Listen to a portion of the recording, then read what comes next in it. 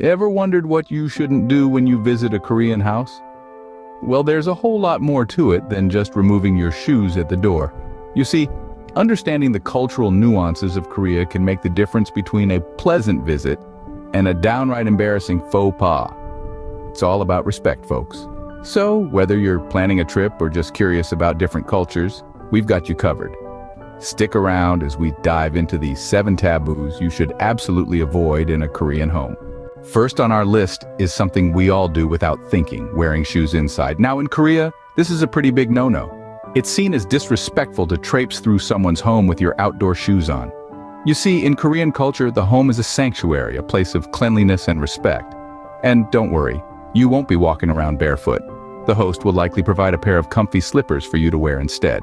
So remember, when you see a pile of shoes at the entrance, it's time to kick yours off too. Next up, it's all about how you use your hands. In the land of the morning calm, your hands speak a language of their own.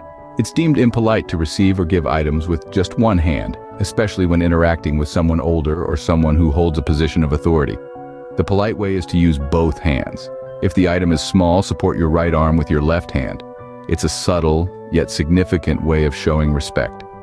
So be mindful of your hands, it speaks volumes about your manners. Moving on to mealtime manners. Now, when it comes to Korean cuisine, stirring your food, particularly soup, is seen as a bit of a faux pas. You see, Korean soups are meticulously crafted and presented as a harmonious blend of ingredients and flavors. When you stir it, you're essentially altering the chef's intended presentation. It's akin to smudging a painter's canvas. By not stirring, you show respect for the chef's craftsmanship. So enjoy your soup as it is, and appreciate the chef's effort. This next taboo might surprise you. In the land of morning calm, blowing your nose at the dining table is considered a big no-no. It's seen as extremely impolite and can be quite off-putting to your Korean friends. Now, if you're hit with a sudden sneeze or a runny nose, don't panic. The best course of action is to politely excuse yourself and head to the restroom. That's right, keep the dining table a tissue-free zone. Remember, keep those tissues away from the dining table. Ever thought about the color of your pen?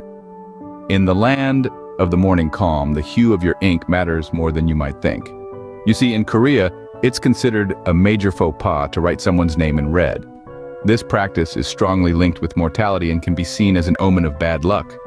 It's a cultural quirk that's as fascinating as it is important to remember. So keep your red pens for your notes and not for writing names. Now let's talk about eye contact. In the Western world, direct eye contact signifies honesty and confidence. But when you're in Korea, it's a different story. Here, maintaining eye contact with elders or people in authority can be perceived as challenging or disrespectful. It's more respectful to lower your gaze slightly when communicating with them. It's not about submission, it's about acknowledging their status and showing deference. So, when you're in Korea, remember this nuanced cultural difference. Remember, respect is in the eyes of the beholder. Last but not least, let's talk about drinks. In Korea, if someone older or in a higher position offers you a beverage, it's seen as impolite to turn it down. This goes especially for alcoholic drinks. You see, refusing can be perceived as a sign of disrespect.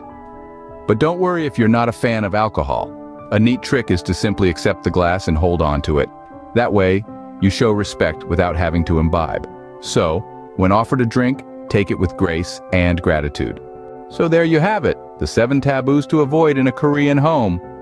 From keeping your shoes off to being mindful of how you use your hands, stir your food, or even maintain eye contact.